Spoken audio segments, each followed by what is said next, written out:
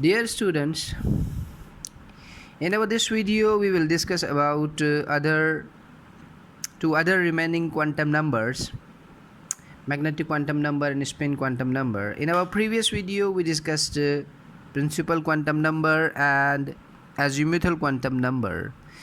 Principal quantum number tells us about the average distance between nucleus and electron, as well as energy of electron. And azimuthal quantum number or angular momentum quantum number is associated with the shape of orbitals, and the value of azimuthal quantum number depends on the value of n, means principal quantum number. Angular magnetic quantum number is related to the orientation. It is not related to shape but orientation of orbital. Its value depends on m, depends on L. We know that there are 4 possible values of L. There may be 4 possible values of L: 0, 1, 2 and 3. 0 is s orbital, spherical shape. 1 is p orbital with dumbbell shape, and 2 is d orbital with double dumbbell shape, and 3 is the value of f orbital with complex shape. These are the values of azimuthal quantum number, and on which depends the value of magnetic quantum number, that is related to the orientation of orbital. When the value of L is 0, the value of m will also be equal to 0. It means it will have no orientation. In fact, we know that 0 value of L is related to s orbital, which is spherical in shape, so spherical body doesn't have any particular orientation.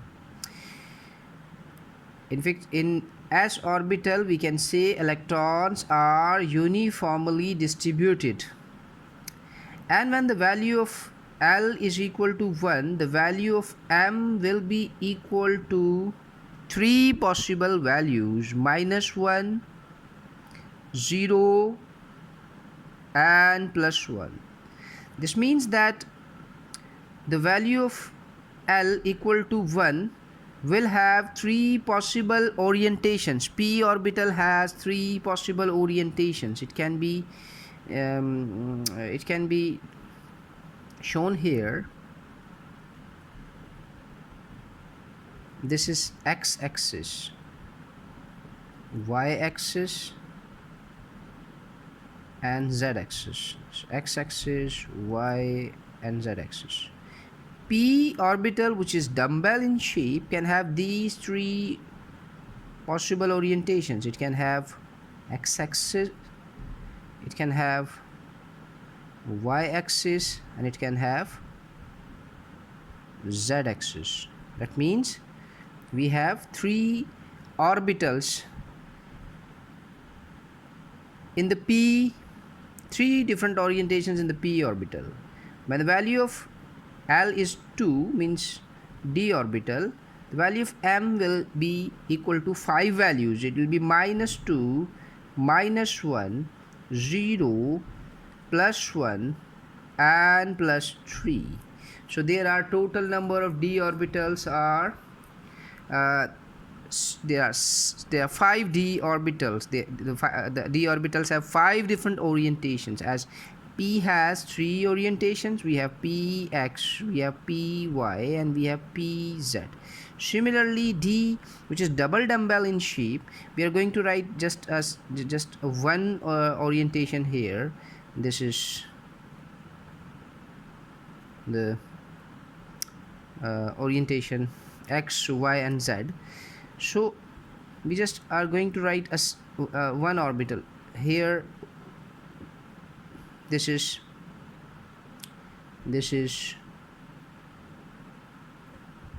will be, it is difficult to draw. This is X and Z. So this is Z, this is ZX. Similarly, we have D XY, D YZ, D ZX, D X square minus Y square, and dz square. So total number of orientations that d orbital can have are 5, and when the value of L is 3, m will be equal to 7 possible values: -3, -2, -1, 0, +1, +2, and +3. There are 7 possible orientations of F orbital. So here it is important to reinstate that the value of m, magnetic quantum number, related to the orientation of orbital depends on the value of L, as the value of L itself depends on the value of n. We discussed it in the previous video. The fourth and last quantum number is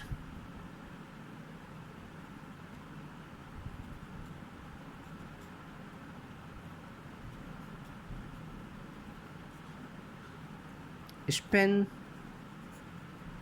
quantum number. Spin quantum number is related to the spin of electron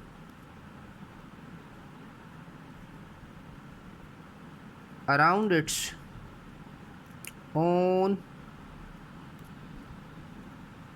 axis. We know that electron is a body that has mobile nature. Electron is a dynamic particle. It is always in motion. It has two types of motions. The one motion is its movement with a certain kinetic energy around the nucleus, and another motion of electron is its spin. It spins on around its own axis, as Earth has two types of motions. It has a planetary motion, it revolves around the sun in an arbitrary motion, and it also rotates around its own axis. But it is important to note that the rotation of Earth and rotation of electron are different. Earth keeps rotating around its own axis, but the rotation of electron is always half. Electron has two possible spins. It has, suppose this is an electron, it has two possible spins. It may have the clockwise spin, or it may have anti-clock, but this spin is half. This is half spin, plus half and negative half. Means an electron can have one of these two spins. It either have plus half spin, or it may have negative half spin.